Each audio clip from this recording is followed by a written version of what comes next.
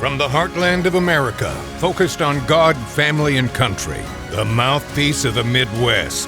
This is Dale Carter's America. We're back in the studio after our event at Funhouse Pizza in Lee's Summit. I'm Dale Carter. He is Kurt Wheeler.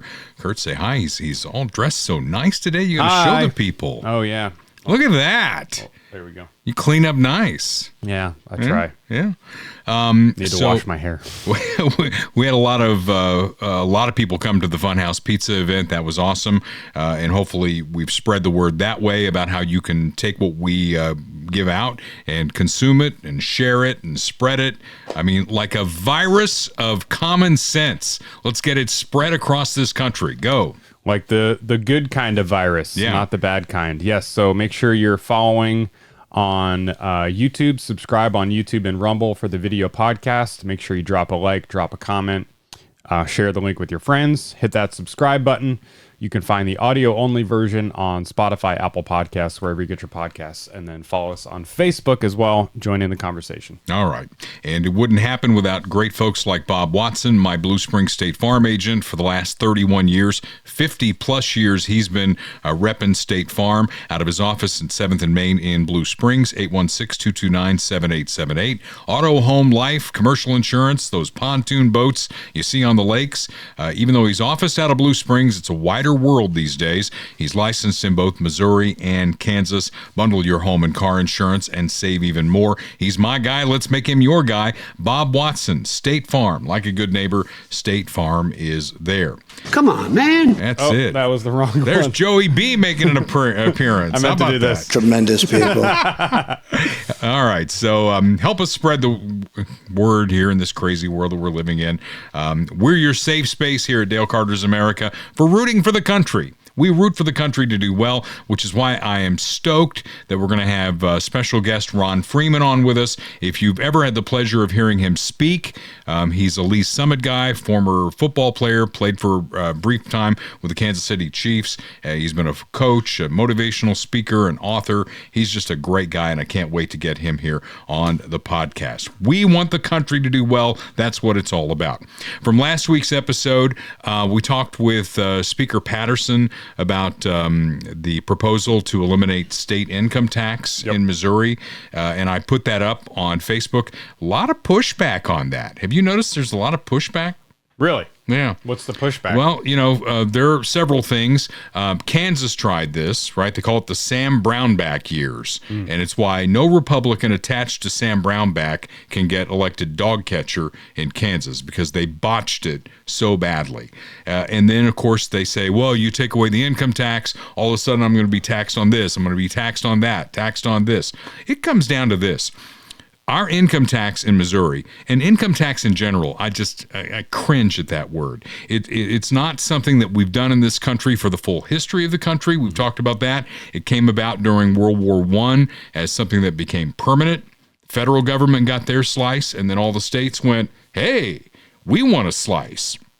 And then municipalities like Kansas City and St. Louis, who saw anybody who could get their kids out of that school system and move to the suburbs, they were fleeing. And it's like, whoa, we got to get their money too. Well, if you work in Kansas City, but you live in Blue Springs, we want 1% of what you make. So they got that done too. 3 million people are currently employed in Missouri and paying the state income tax. With people who visit and people who aren't paying income tax, that number swells to 40 million. So if you can put the tax burden for keeping our roads, fire, police, all that stuff, if you can put that on 40 million people instead of 3, I'm not a math guy, but I think it benefits the 3 million people with their income tax. You can then decide, do you want to buy a car? Do you want to buy this? Do you want to buy that? Right. And then, they put safeguards in. They've got safety rails on all this stuff. And it's like, oh, poor people are going to get the shaft. Well, no. I mean, there's safeguards on that for food and things like that that people need every day.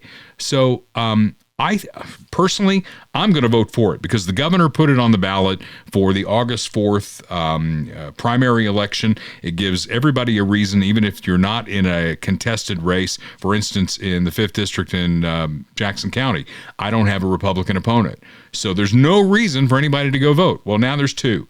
This is one of them. And the elected assessor that Carolyn Caton fought so hard for, that's going to be on the ballot too. And that should be a 99% yes vote as well.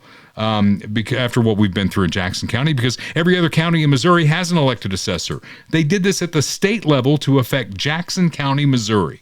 Yeah. So we should be there voting for it. So I get that there's some trepidation about the income tax going away. But man, when you look at states like Tennessee and Texas and Florida, and I know people say Florida, well, you got Disney World down there. There's a lot of tourist dollars down there. Tennessee, I think, is very analogous to what we are in Missouri. Mm-hmm. I mean, they've got two big cities, Memphis and Nashville. We have St. Louis and Kansas City. They have the country music world. Hell, we have Branson. We have Lake of the Ozarks. We got a lot going for us here in Missouri. We have, at this point, two baseball teams and an NFL team. I mean, so there is a lot going for Missouri that would also be true in Tennessee, where they have just, I mean, if you go to Nashville, I mean, I've been going to Nashville since the mid-'80s with my job in country radio. You would not recognize it. If you were put there 2026 versus 1984, you wouldn't even recognize it. It looks like New York now. I mean, there's tall buildings everywhere.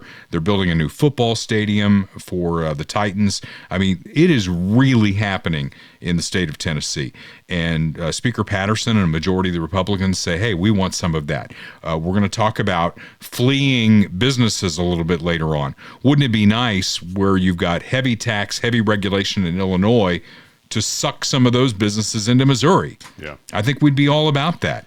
So just do your homework on it. It's going to be on the ballot for you to decide on August 4th, and I can live with it either way. I mean, you don't want to get rid of the income tax, I guess we'll keep it. So that's what democracy is all about. I guess it wouldn't get any worse. It would just be the same as it already is right now. Well, I mean, you almost have to make it revenue neutral, and I know Republicans in the Missouri legislature are working really hard to eliminate needless expenses. Yeah. Those of us who are running on the Republican side for Jackson County, we look at the $500 million that the county spends every year and say, what is that for? Mm-hmm. Because it's certainly not coming back to Eastern Jackson County. You know, what are you spending it for? What are these programs for? Why can't we do zero-based budgeting to where every year you come to us and tell us what you need instead of us just writing a check? Yeah. You know, what you got last year plus 20%. We got to stop that crap. Mm-hmm. That's just terrible. Yeah, and the income tax thing, I mean, of course it depends on how it's done and the specifics of the plan and all that, but just on principle, an income tax in general is like unacceptable. It's punishment. It's immoral. Yeah. It's punishment for people who are working. Yeah. Right? It's like, oh, you have a job? We want a third of what you make. Right. Right? It's for the people who make money to give it to the people who can't or won't. Right. Yeah, a tax in principle should be a thing that you pay when there's a transaction, whether it's a purchase or, you know, you buy property. And specifically, I mean, when you buy or sell property, not just for owning property, you know? Yeah. But it's not something that the government should just get to take from you whenever they decide that, you know, they need it, which unfortunately is the case now. So. Now the property tax thing. You know, I bought my house 25 years ago and I paid $300,000 for it. Today it's worth about $600,000. They want to tax me on the $600,000. Right. I haven't sold it. Right. I still live there. Right. I guess as long as I can afford the taxes. Yep. It's just terrible. So a lot of things for you to consider here today. We have a big podcast coming up here. I just told you Ron Freeman is going to be on the podcast. We're going to talk about a category of people I call horrible people. That's going to be one of the segments that we do. And then we can't leave you without having some fun with politics. All that is just ahead. If you want to help my campaign for Jackson County Legislature, it is off and running. We did the event last week. It feels like I'm doing an event every night. By the time you see this, we will have already done a candidate forum in Blue Springs. We got more stuff like that coming up. And you can always follow me on the campaign page, which is a Facebook page as well. But the easiest way to get to me, especially if you want to give money to help me buy signs and advertising and all that good stuff, dalecarter.us. Everything that you contribute helps. And honestly, I don't want the big money. I'll take the big money stuff. We're getting a lot of endorsements, but I want a bunch of people who've given $25, $50, whatever you can give to help us spread that message, and especially if you live in Jackson County, to help me fix Jackson County. dalecarter.us, that's the place that you need to go. Now, firearms, for that, you got to go to Clay Como Shooters, 69 Highway in Clay Como. Full service firearms dealer, including buying guns, 816-452-4867. They'll train you too. Experienced trainers with law enforcement background. They got the indoor shooting range. It's important. Couple of little stories that relate to Clay Como Shooters. Yesterday, I don't know if you saw this or not, but Mark Zarda saw a car fire on the side of the road. Mark's one of our big super fans here on the podcast. He called 911 and he did a screenshot. He hung up at 118 seconds. Wow. They put him on hold. It's like, okay. I mean, he was reporting a car fire. What if it had been a mass shooting event? Right. Right? And that's just for the responding to the phone, not for them actually arriving. 911, please hold. Yeah. Yeah, I mean, they've got to fix that. That's something, I mean, public safety is what I'm all about. I'll put all the money in the world we can to fix public safety and take it from all this other graft that's going on. The other thing I would say is, whereas there's a shooting, it seems like every day in Kansas City to where we're just numb to it. It doesn't happen very often in Pleasant Hill. You heard about that story. I did. Yeah. So a guy disturbed, the story in The Wire said, he was not supposed to have a gun. Wow. He's not supposed to have a gun. That's illegal. Oh my gosh. He had a gun. Okay. He killed a woman. He injured a worker at the grocery store. But before he could do anything else, two good guys with guns drew. And he felt boxed in. He tried to commit suicide, and he even failed at that. So now he's in a hospital and been charged with murder and other various sordid things. But that could have been a lot worse had we not had Cass County residents legally carrying who are good guys. Be one of those good guys. Protect yourself, protect your family. It starts with my friends at Clay Como Shooters, 69 Highway in Clay Como. Give them a call and find out what they can do for you at 816-452-4867. Kirk Doris was not at our event on Thursday. He's been having some health problems. So he knows exactly what you're going through as you approach 65. When you get to 65, that's the Medicare checkered flag, right? That's the big government benefit that you've been paying in all those years. Which part, which plan, which supplement? You have no idea. I have no idea. I'm turning 63 in September, so I'm getting closer. And when I get there, I'm calling Kirk Doris. I'm going to call him up and say, what do I do? Here's my situation. Your situation is different than mine. Everybody is different. That's why Kirk Doris has spent decades figuring this out. His company's called Medicare Simplified KC. You can find them on the web at medicaresimplifiedkc.com. If you can't go to Kirk, he will come to you. If he's able. He's been having some hip problems, but he's going to come to you one way or another. He'll hobble to you to find the right plan, right supplement, all the things that you need to make Medicare work for you. We are proud to have him here on the podcast. Very proud of our next guest. I've heard him speak many times. Consider him a friend. Ron Freeman is here. Ron, thanks for being here today. You bet, Dale. Happy to be with you. You know, the first time I ever heard you speak was at the We the People event down there at Lake Lotawana. And my first thought was, I told Kurt this, I said, we got to get this guy on the podcast. And you've probably seen that before. You've heard that before, right? I don't know. I think maybe I need a lot of help. That's why you felt like sympathy. And I don't want to insult you at all here, but I feel like we're close to the same age. We are. Okay. I'm guessing. So, so I want to give you a little bit of my background, then we're going to launch into your background, and we're going to talk about a lot of stuff here today in this segment. I'm wearing my KFKF 50th anniversary T-shirt, which was 2013. KFKF today, the radio station, is 63 years old. KFKF and I were born in the same year. I was born a little bit later. I was born in September, but that, we were born the same year. So I'm wearing the 50th anniversary T-shirt. So Cool. Close to the same age. I was born in 1960, so I got you by 3. So you're a little ahead of me on that.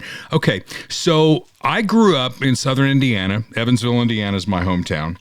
And I'm going to be 100% honest with you. I came out of very racist parents. My dad was one of the most racist people you would ever meet. And I probably would have gone down that path too. One thing happened. I grew up in a very sheltered house. I went to a Catholic grade school.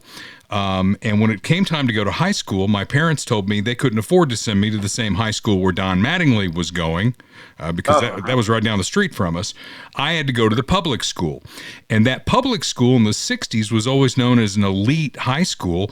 But then something happened. Desegregation happened. And all of a sudden, Lincoln High School, which was where all the black kids went, was reshuffled, and a lot of those kids came to Benjamin Bosse High School, which is where I went, and I lost any vestige of racism that I ever would have been born with on the football field, and I think you can relate to that. That 100%. Tell you a quick story. I got a friend of mine who lived in Noblesville, Indiana, for a number of years. This is like in the early 90s. And he's a white guy. And he said it wasn't uncommon to walk into an office and to see on the wall a certificate of membership in the Ku Klux Klan. Yeah. And he said he was constantly being invited to these meetings, which he never attended. He said, well, if you knew my best friend, you probably wouldn't want me to come anyway. But it's interesting how, we always think of the South as and the racial tensions there. But Indiana was a pretty solid Klan state. It certainly was. And, my first experience with somebody who looked like you, and Kurt's not going to understand any of this because he's young. He doesn't understand that there was a time when people who looked like you couldn't vote, had to sit in a certain place on a bus, couldn't drink out of a fountain, had to use a different restroom. I mean, he doesn't understand any of that. So when I played football for the first time at a public high school, the first practice was the first time I ever saw anybody who looked like you up close. And I was terrified for my life. But by the end of that season, we bled one color, actually two colors, scarlet and gray. We didn't see white and black. We saw scarlet and gray. And those guys became my brothers, just like the white kids on the team. Yeah. Well, I think that's one of the unique things about sports in general, but football specifically, is you build a brotherhood. I mean, you're suffering, you're working hard, you're pushing through a lot of different adversities, and you learn to respect the guy across the ball from you, and his skin color doesn't matter at all. It's the absolute leveling thing. It's where, what you can do matters. And what my football coach told me by the end of my time there, he said, as an athlete, you make a great broadcaster. So I found safety in the press box. He was right. And I was never going to be a Hall of Fame football player or wrestler. I was on the wrestling team too. But I made the Hall of Fame as a country radio broadcaster, and we're just going to leave it at that. Meanwhile, for those who don't know Ron Freeman, tell them your background. Well, I can tell you, I grew up in the 1960s, and integration was just beginning to occur. I grew up in what we call a sundown town nowadays, but it was segregated. And like you, my first experience, we started integration when I was actually a couple years before I started school. My older siblings were part of the integration. But my first white friend was a kid in the 7th grade because we were on the football team together. And we would walk. His house was halfway between the school and my house, so we'd walk to and from football practice together and got to know each other. And but that was part of my upbringing. So small town kid, grew up really, that the whole thing of Jim Crow was real. It wasn't a theory. It wasn't something from the past. That's what life was back then. And so you learn to live that way. But you also, my whole dream as a young boy was I want to be a professional football player. And so that kind of inspired me to look beyond circumstance and really push myself in that direction.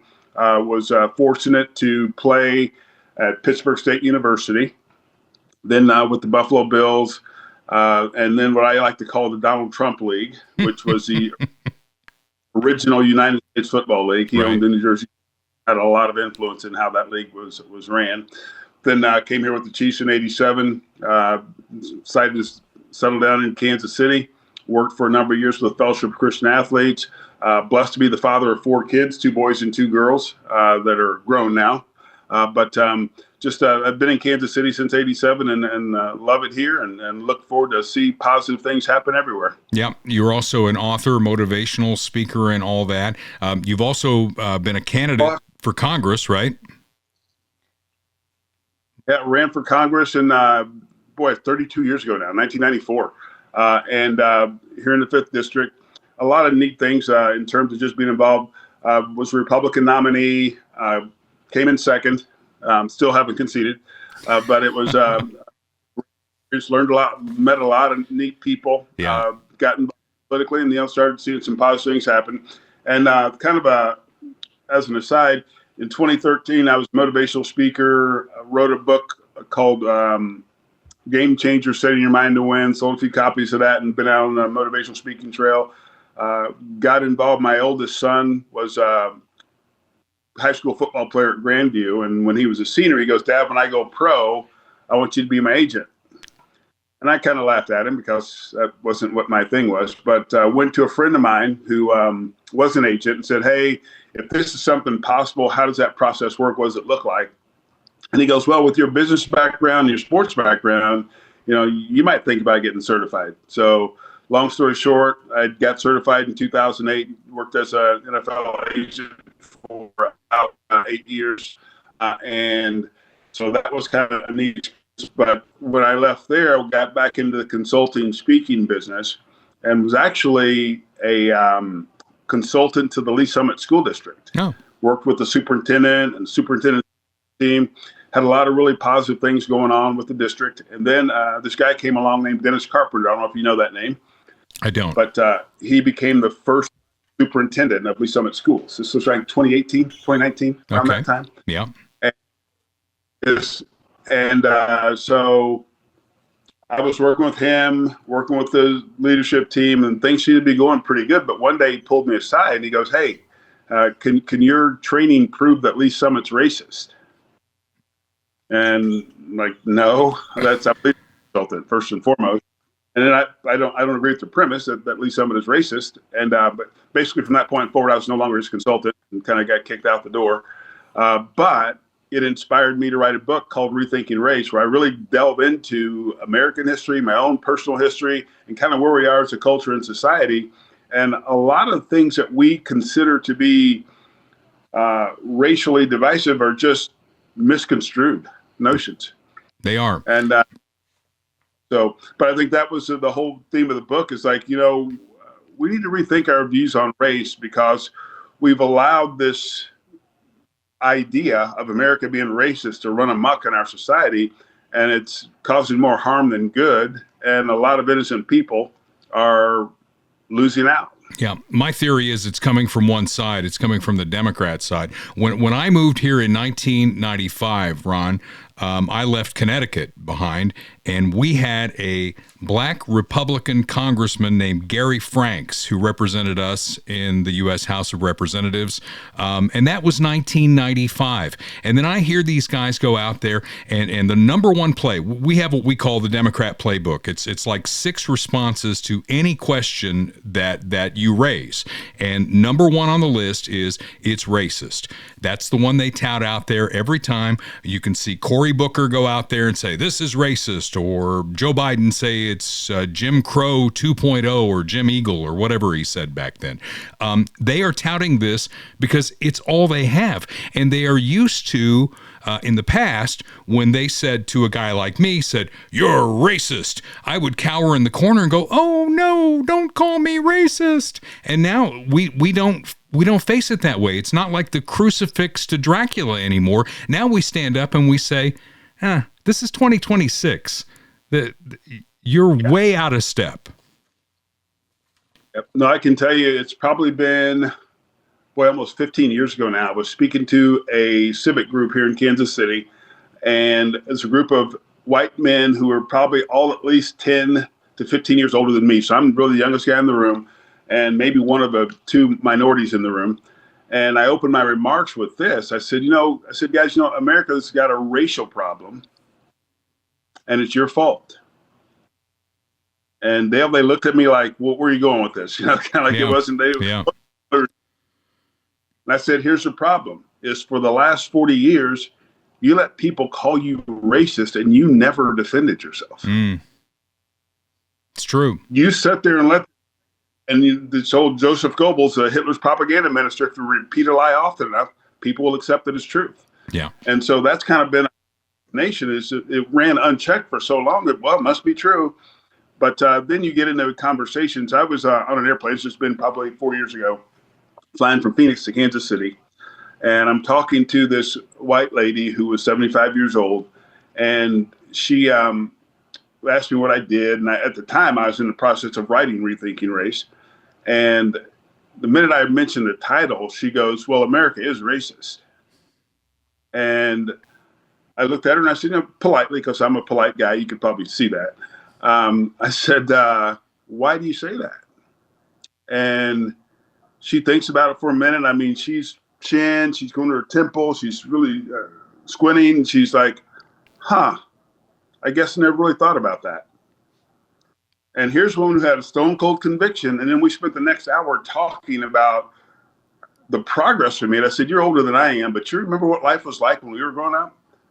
Wouldn't you say we've come a long way? And you know what? She was like, yeah, absolutely. When we got off that plane that day, she goes, thank you so much. You really opened my eyes, which to me, that excites me. The idea that somebody sees the world differently because of our conversation. I heard you on with my pal Kevin Keatsman the day that the Southern Poverty Law Center story broke. Fraud. The indictment was on fraud, the worst kind, paying hate groups to do what they do so that you can fundraise off of it. That's just terrible. Yeah. But, you made the point, and in my book, Rethinking Race, I cover this pretty well, is that there's one entity that benefits from our racist narrative, and that's the Democrat Party. And it's been their tool. And so when you get people out there and they get that noise going, and because people have been so indoctrinated to the idea. I think it's the most common implicit bias in our nation that America's racist. And then you stop and think about it. And this is, and I talk about this in the book. Go back and look at Martin Luther King Jr.'s I Have a Dream speech. Yep. Standpoint of holding hands, blacks and white holding hands, sitting at the table of brotherhood, staying at a hotel that you wanted to stay in, buying a house where you could afford one, all the things that he talked about, we did it. And yet here you have these guys today running around acting like we're back in 1960 again with their, all their rhetoric, and even the guy with the afro down there in Tennessee. It's like, really, dude? Yeah. You're going to try and pretend like some Black Panther movement guy? Those guys got the mission accomplished. We got the Civil Rights Act passed. We obliterated systemic racism, and we created a society and culture where people from all different backgrounds, we lived in the same neighborhoods. We attend the same schools. We attend the same churches. We do life together. It's really incredible. Yeah.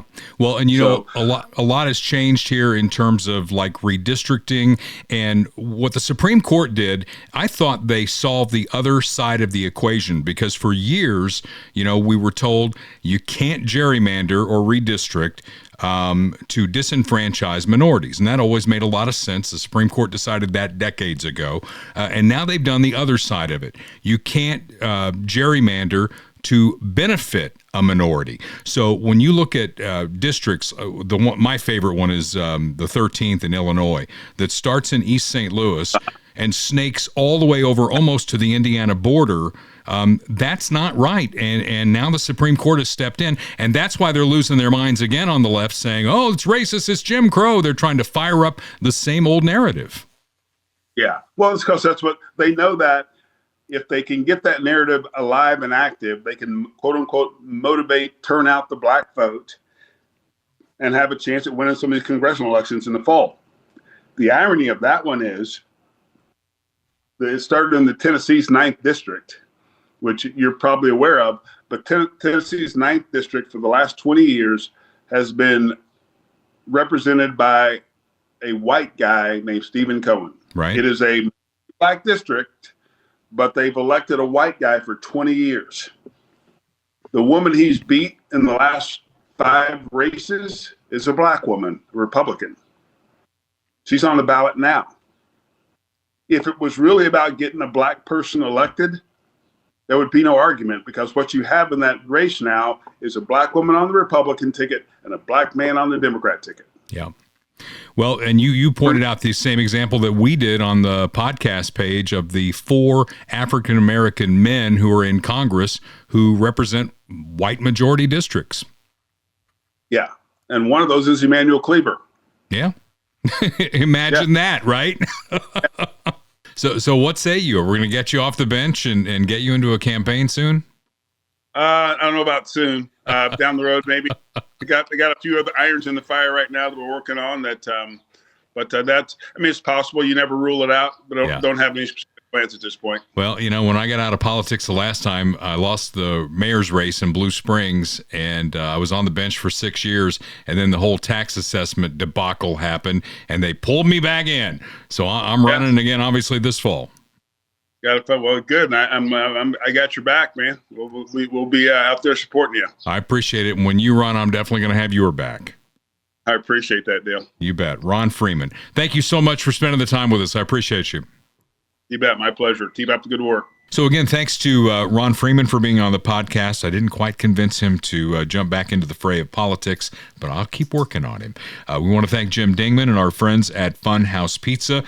They provided the atmosphere and the pizza for our event last week in Lee's Summit. He has 2 locations, and everybody, when we do one of these, people come up to me and they go, I haven't been in Funhouse Pizza in forever.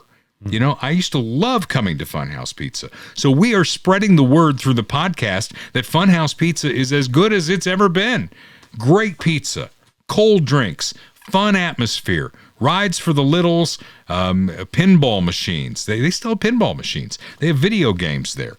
And they've got 2 locations, 50 Highway in Lee's Summit, 7 Highway in Blue Springs. Jim Dingman is a fine American, U.S. Marine. We just appreciate him being part of the podcast. He was our very first sponsor, and he is still with us. Michael Schroer is a guy who comes to all the events. He was there. Did you see how many plates of pizza that guy put away? No, I didn't see that. He asked me, he said, did you see? Were you keeping score? And I'm like, I wasn't really paying attention. But now that we're back here in the studios and he's not here, it'll get back to him. Lisa, I feel that, man. It's like whenever there's free food, you got to take full advantage. Yeah. Put on the feedback. Lisa Schifferdecker will rat me out, I'm sure, on that. But I'll tell you what he can do, and that's find you the right house. Sell your house, find the right house, or maybe it's a piece of property.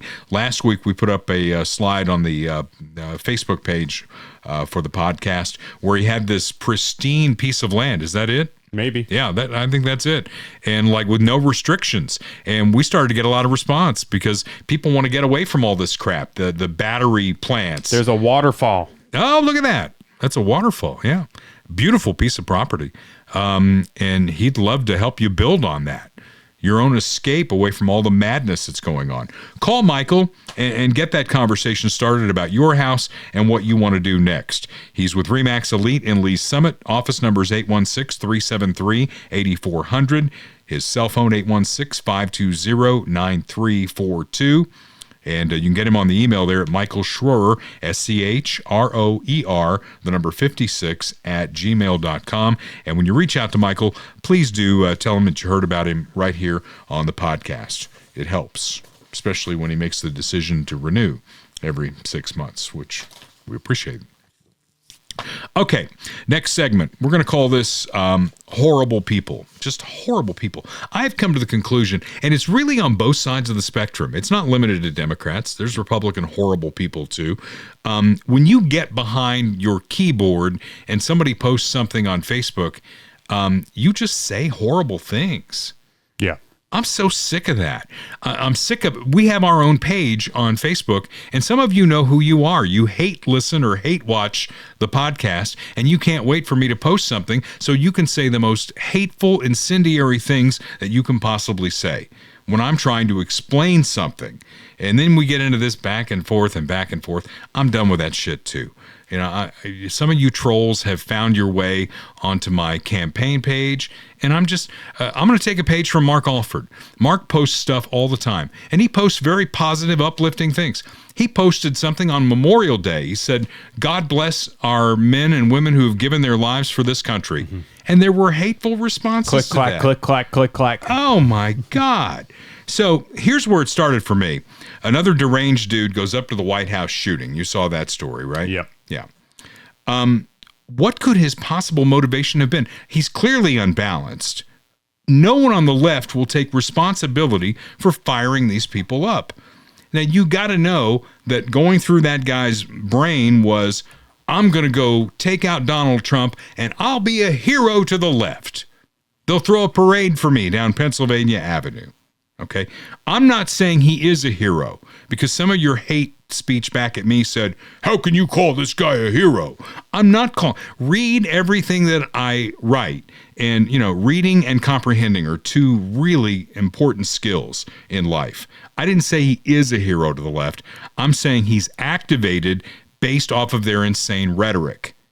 Now he's dead. Okay? So predictably, when I post this, I got what do you think? January 6th, because that justifies any bad act on the left right now. January 6th. And then this settlement fund that Trump did with the IRS. He settled his, $10 billion lawsuit against the IRS for leaking his tax returns. Mm-hmm. And he set up $1.776 billion as a fund for people who felt like they were abused during the Biden years. So smart-ass comments like, oh, are they gonna give him a relief fund based on Trump's deal? You know, Yeah, it's like constant equivocation. Yeah. You can't just have an opinion on something and just let it be. There always has to be, well, you know, what about when Trump did this? Or, you know, it's like, okay. And I think my opinion's right. I think that these unbalanced people who are doing these things, the guy who went through the Hilton at the correspondence dinner, you know, you have to go back to logic. What is logically true here? Do you think Trump set all this up to make himself look like a victim? Or do you think some nut job heard, you know, Cory Booker with his wild eyes, or AOC, or any of these other Democrats who say that we're being run by Hitler, we're all Nazis, and yada, yada, yada, racist. I mean, do you think that might resonate? Well, January 6th, Trump told them to go up there, and they went up there. Mm-hmm. Yeah.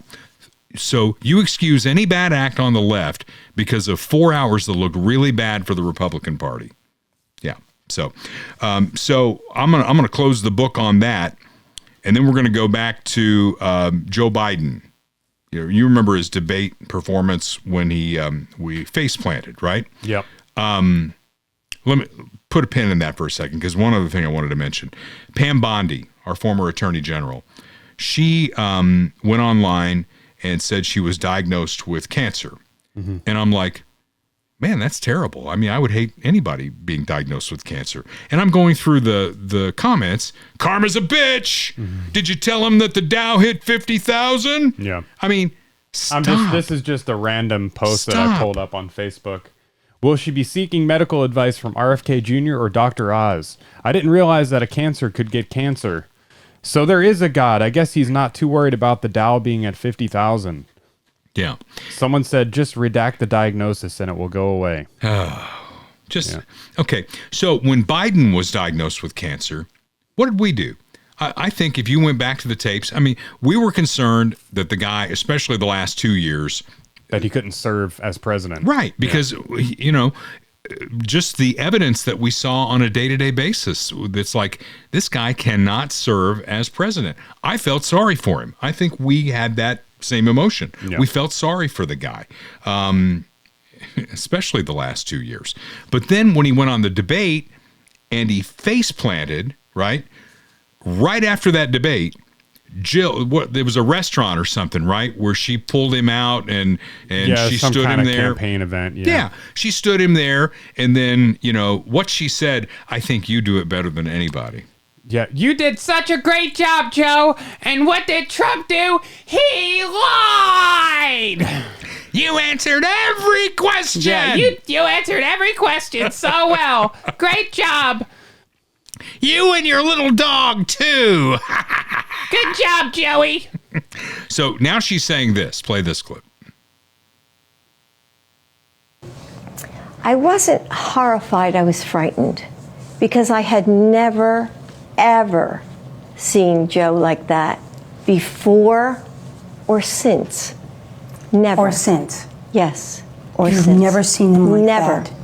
That is such a lie. I've never seen him. We saw him like that. I mean, he's over in Europe, and they wanted to take a picture, and he's like walking off. And you can tell from just the way that she was like his handler when she would bring him out onto the stage. Yeah. She'd have to guide him to where he was going. Yeah. She'd have to guide him off the stage. I mean, it's just a blatant lie. Obama had to walk him off the stage once, and it was George Clooney who finally wrote the op-ed that got him out of there. And I blame her. I mean, this is elder abuse. Yeah. It's not Joe's fault. Joe won the election, so Joe's the president. And, as his mind is declining, he's got people around him who want to stay in power. She loved being first lady, right? And so and it's like, oh my God, I think he had a stroke. Well, let's take him to this campaign event first. We'll stand him up over here. Yeah. We think he had a stroke. I think they would take him to Walter Reed. Right. Yeah. Yeah, so, her and Jada Pinkett Smith are in competition for the worst wife in America. I'm telling you. So, again, I'm not going to make hateful comments about anything that Joe Biden went through. I feel really sorry for him. And I think some of you people on Facebook, and I think some of it's bots too. Bots are designed to get a reaction. So they put something out like, karma's a bitch. Mm-hmm. And then we all comment on that. Right. Stop doing that. When you see something, clickbait. Just move on. And I did that with the Pam Bondi stuff. I just shook my head and I moved on. Facebook especially, I mean, every social media, toxic. But Facebook especially is like 75% clickbait now. Yeah. So lastly on this, 2 Medal of Honor recipients were on CBS. This was about Memorial Day and all that. The Medal of Honor is the highest honor that we can give someone in the military, somebody who has risked their life at an extraordinary level, gets the, Congressional Medal of Honor. Mm-hmm. I mean, it's the biggest thing you can get. So the anchor had these 2 on here, and she's from CBS. She tried to lure them down a hole into the dark place that we find ourselves now. And these guys weren't going to have any of it. What? Sorry. Sometimes these Facebook Reels, the audio's coming up on this 250th anniversary of the American experience. What specifically makes you optimistic? Because this country at times can feel dark these days. There's a lot of darkness. What makes you feel optimistic? Stop the tape. America just feels so dark right now. Hey, she's leading them, right? If we were in court, we would be objecting. She's leading the witnesses. Right. Yeah. Well, ultimately, because we're in Washington, D.C., and everything revolves around politics, we have to remember that politics aren't everything. American lives continue on. Children are born, children go to school, lives are achieved, dreams are achieved. This country is a great place. It's not politics. It's not just what's the news bites coming off of media. Ultimately, we continue forward as a country, continually imperfect, continually evolving forward, always trying to achieve a more perfect union. That's what's important to remember. What we can achieve aspirationally. My politics are just becoming more and more vibe based, and this guy's vibe throws me off. I don't like it. I can't say anything more than that. No other place in history, time, or on this planet have ever gotten to where we are today. We need to be proud of that, and we need to remember that is what we stay focused on, what we can be. What we can be, and the promise of it. What makes you optimistic? But what about Trump and how bad he is? It's dark. This is a dark time in our nation's history. It's so important to remember who we are as a country, and take an opportunity to celebrate that and think about all the challenges that we've overcome, how far we've actually come. You know, I think if you frame it that way, you think very deeply about our trials and tribulations from the beginning to today. We've made tremendous strides. Our country is, you know, we're a global superpower. Our economy is doing well. All those things are great. And take politics aside out of this whole conversation. Be grateful for what you've got and the opportunities that it's provided for. That was a cut right there. Did you see that?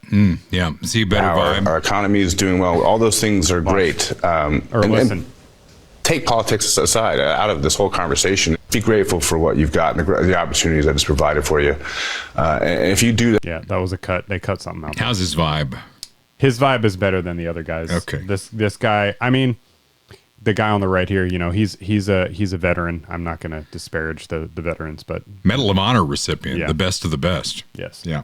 Okay, so the left chose to honor our war dead by protesting outside a facility in New Jersey, including the governor of New Jersey who tried to get in.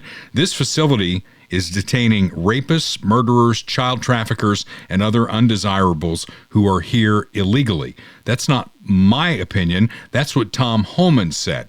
Tom Homan, the guy who worked for Barack Obama and also works for Donald Trump.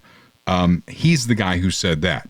They were put there by ICE agents who were following federal law. I had lunch with a guy from the record industry this week, and you know he's liberal as the day is long, and he was trying to peddle the same narrative that what happened in Minneapolis was murder of those two people. Mm-hmm. And I said, Joe, the guy's name is Joe, I said, don't put yourself in the middle of a federal law enforcement, any kind of law enforcement action. Protest all you want, but don't put your body in between what's going on with a federal law enforcement operation. Mm-hmm. And you won't get killed. You won't die.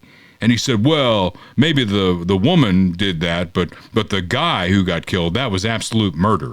And I said, Joe, if you want me to play your record, we should probably not be talking about politics. Mm-hmm. Right? Take politics out of it. So again, if you don't like the law, change the law. But don't do this, especially on Memorial Day.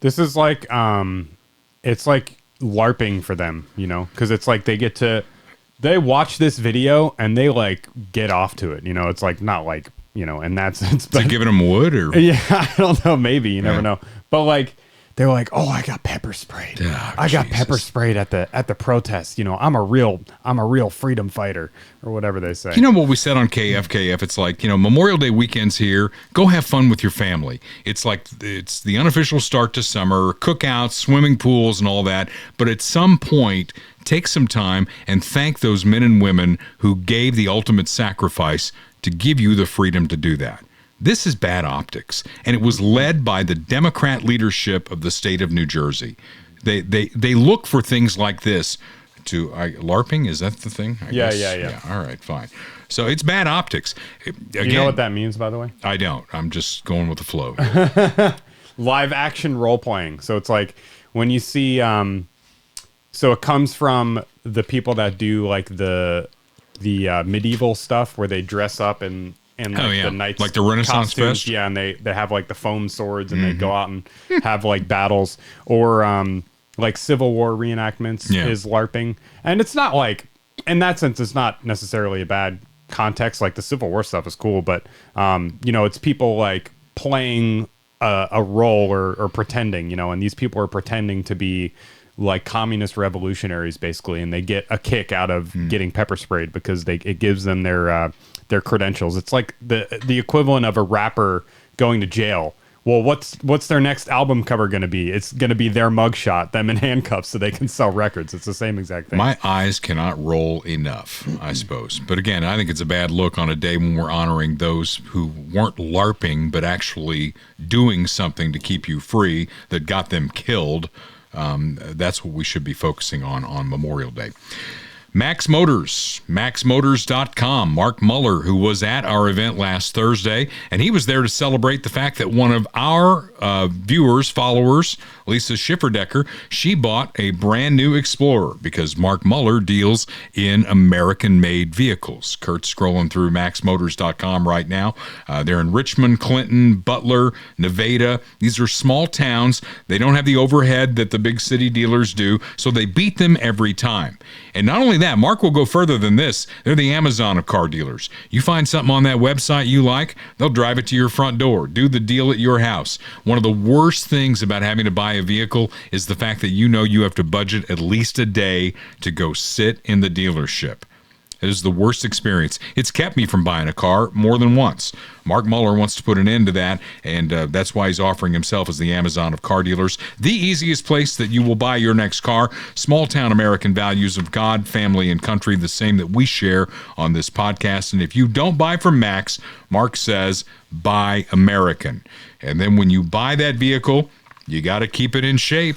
You got to get it, the oil changed, tires rotated, all those maintenance things that you do to a vehicle to make it last longer, especially if it's, your wife driving your kids around. You want them to be safe, and that's where my friend Tim Porter comes in. Tim could not be at the event because he was a little bit under the weather, so our thoughts are with him as he's recovering here. But his folks who work there in the Independence Garage, Christian Brothers Automotive, independently owned and operated. My buddy Tim owns the one in Independence on 40 Highway, just east of 470, 291, right there in Independence. They're in that island area between the lanes. If you were going toward Blue Springs, eastbound, you're going to run right into it. It's a beautiful little building there. Very clean, trustworthy people. All right? Good folks. They go to church in eastern Jackson County, God-fearing folks there, and they want to do right by you. That's why any repair they make, 3 years, 36,000-mile warranty, whichever benefits you the most. That's why I take my vehicles to Christian Brothers Automotive in Independence, why I let Tim Porter have the keys. 816-795-6811. Get that appointment set up, your first oil change, and you'll see exactly what I'm talking about. They'll hold your hand through everything related to your car, and then when the expensive stuff starts to break, you'll know who to trust with your vehicle. Our politics segment takes me back a couple of weeks because I've given some more thought to this. And in order to set the table for it, we got to roll a clip that we rolled a couple of weeks ago. So let's roll Kamala Harris with No Bad Ideas. Say, look, this is a moment where there are no bad ideas. A no bad idea brainstorm is what I'd like to call it.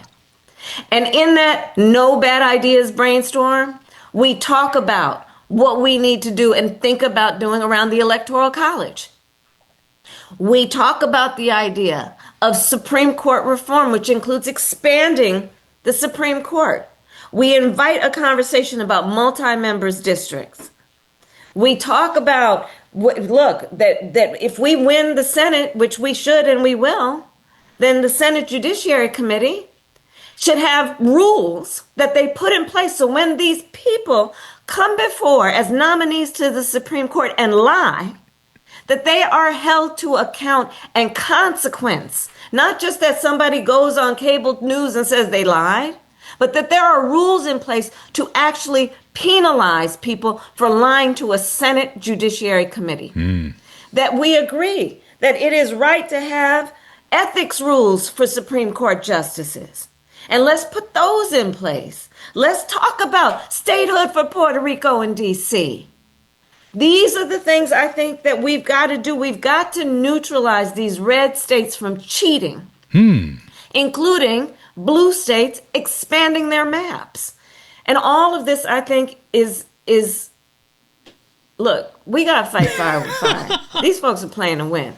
We got to play to win, too. We got to play to win. Her accent and, just we got keeps fight with fire. Come on. Okay, so I thought about this a little bit, and she might have some good ideas here, believe it or not. All right. Republicans currently have a majority in the Senate, and thanks to our dear departed friend Harry Reid, you no longer need 60 votes for SCOTUS justices. It's why, when Donald Trump's had a chance to, he's put some very conservative people on that court who probably wouldn't have made it in the old days with the old rules that the Democrats decided that they didn't need. So since we have a majority in the Senate and we have the White House, let's add 4 more now. What are we waiting for? Then when they get in, they'll just add 7 or 20 more, whatever. Oh, I'm not serious about this. I don't think we should do it. But if we took her advice, why the hell wouldn't we? Yeah. She's basically saying, we're going to do it. So we've got the majority right now. Why don't we do it? And since Republicans have control, if we want to add states, let's do that now too, right? Instead of Puerto Rico and D.C., I would say let's carve out Western Oregon. Those folks want to join Idaho anyway. They have nothing to do with Portland. It's like Jackson County and Kansas City, right? They have nothing in common. So we'll just carve it out, and it'll be West Oregon. It's kind of like West Virginia, right? West Oregon. We'll give them their own state. Trump wants to take over Cuba now, apparently, so we can make Cuba the 51st We could do state. that could happen as well. We could make most of Illinois its own state. Chicago can have their little carve out, for a couple of Democrat senators, but we'll get 2 more because the rest of Illinois is reliably red. So, if she's saying we ought to do this, why don't we do it? As far as the Electoral College goes, that goes back to the Constitution. Democrats don't care too much about that. It represents the compromise that made the United States of America a country, because small states were over here, big states were over here, and it's like, how can we compromise? How can we make this work? And the Electoral College was part of the compromise that made the states matter, right? You don't want the states to matter, you just want to do a popular vote? Well, Trump won the popular vote. So that shows that a Republican with the right message can win the popular vote. So, you know what? Maybe she's got an idea here. Yeah, they dropped that talking point really quick, didn't they? She didn't mention that. She didn't. Some of her stuff, I don't even understand what the hell she's talking about. Multi-member districts. I guess they'll stay with it because it is frequently becoming more rare for a Republican to win the popular vote. So they'll stick with that talking point. Yeah. For the record, just before anybody quotes me on any of this, these are all horrible ideas. But if they're threatening to them, wonder how they'd feel if we had a Senate Majority Leader other than John Thune who had a pair, right? John's not doing a very good job. And I think he's going to be next on Trump's target list as Trump continues to clean house in Congress. His latest victory in the Texas primary, John Cornyn is out. Trump endorsed Ken Paxton. He's now going to run against Democrat James Tallarico. He's the one who I think says there's 16 genders. He has he's like a woke preacher guy or something like that. He has odd views on a lot of things. Very and he's problematic. Trying to run away from it now. He's trying to get back to the mainstream. I saw him somewhere where he said, of course there's only 2 genders, but there are people who think this. In the past, he said, oh, no, there's a lot of genders. God's not a man. God's a woman. It's like, whatever. So we'll see how that goes. Congressman Al Green lost his primary by over 30 points. That's the guy who always waves the cane around, right? And Al Green wrote impeachment articles on Donald Trump no less than 6 times. Yep. And he's the guy who got thrown out of the House session when Trump was doing the State of the Union address. So he's going to be out. And if you're keeping score right now, this is according to Fox News, including Senate, House, and governor mansions, Trump is now 118-0, getting his endorsed candidates into the general election. And Massey, too. We didn't even talk about Massey. Yeah. That happened last week. They spent $32 million in the primary, the most money that's ever been spent in a congressional primary in history. The Cornyn-Paxton fight was epic down in Texas. They spent a ton of money, probably the most ever in a Senate primary election. All money that you won't have for the fall now. by the way. When you spend it in the primary, you don't have it in the fall. You got to re-raise all that money. So we'll see what happens. What will November bring? We will find out in November. One thing is for sure, though, businesses are voting with moving vans. We're seeing that more and more. Blue states, businesses are moving to red states. And why wouldn't they? Again, they look at states where no income tax. So you got Tennessee, you got Texas, you got Florida. You know, if you can tell your employees, hey, we're going to pull up stakes, we're going to get out of this nut house here that is California, we're going to move to a state, you won't have income tax. I think that's a benefit to workers, right? Yeah, but then they turn those states purple. I mean, that's happened with Virginia. That's happening with Texas. It's probably going to happen with Tennessee at some point. I mean, that's a potential long-term downside to removing the income tax in Missouri is that, you know, liberals are going to move to Missouri and they're encroaching everywhere. Liberal policies. Lee Summit just went through a municipal election where Democrats swept the table. Yeah. So Lee Summit definitely becoming purple, if not blue, and we're seeing that a little bit in Blue Springs. So we'll see. But there is good news. Businesses are moving out of those high tax, high regulation states, and we have a little video to back it up. The new report reveals blue states have lost $2 trillion in wealth over the last 10 years. It's now being considered the biggest wealth transfer in history.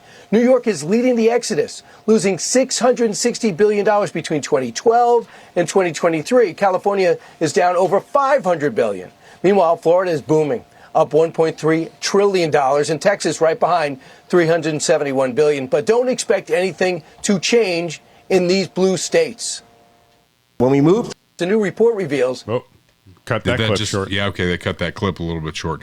But to your point, you know, when these people move here, I mean, don't vote for the same things that you hated there, right? Assimilate. We got a pretty good place here.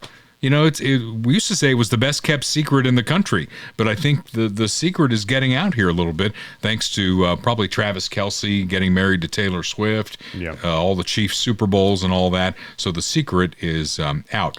And the Florida thing too, I mean, it might have something to do with businesses and taxes, but I think the reason that Florida has such a boom is because the aging, population. No, those two things go hand in hand. Yeah. Trust me on that. But I mean, people are retiring.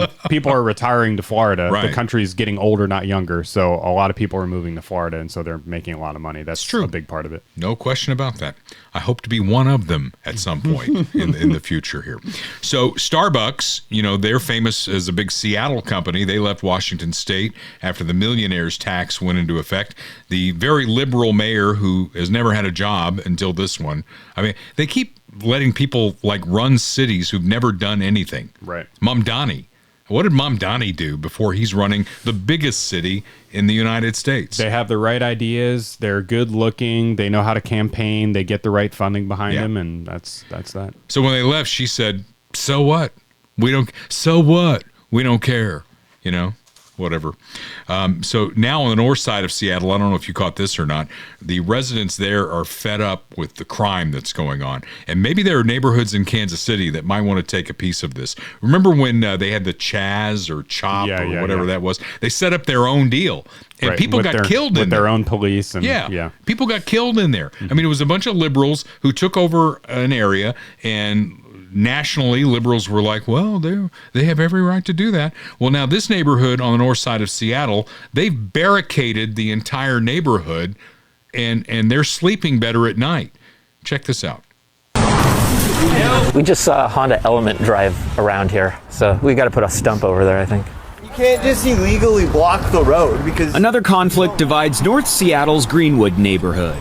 It's either this or bullets in my neighbors' houses. Not gunfire, but how far residents are going to stop it. Our neighbors put these up in self-defense. The risk of emergency services not being able to get through here is greater than the good that they think that they're doing from putting up this. Makeshift barricades now block 3 streets off Aurora Avenue, and they're building frustration. And I just don't think that this is the right fix. It comes after residents like Kate and Peter say they've documented at least 8 shootings in about the past month, within roughly 10 10 blocks of their homes. We celebrate when there's not a shooting. Until that evil is taken care of, we got to deal with this. Seattle requires permits to block or place structures in public streets.